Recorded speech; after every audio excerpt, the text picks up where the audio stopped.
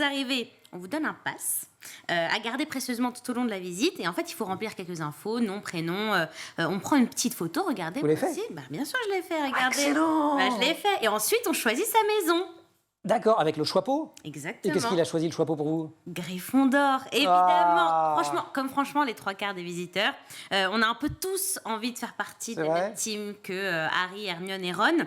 Nous voilà donc embarqués, en tout cas pour ma part, dans la team Gryffondor. Et tout au long de l'expo, on nous propose des expériences qui font gagner des points à notre maison. Comme dans la série. Comme dans la série. Ouais, c'est ça. Et alors, la première étape, on arrive dans la salle de la carte du maraudeur. Vous savez, la carte du maraudeur, c'est celle que se procure Harry, dans laquelle on peut voir en fait la situation géographique des personnages qui se trouvent à Poudlard. Et regardez, la magie opère direct puisque notre nom apparaît sur la carte.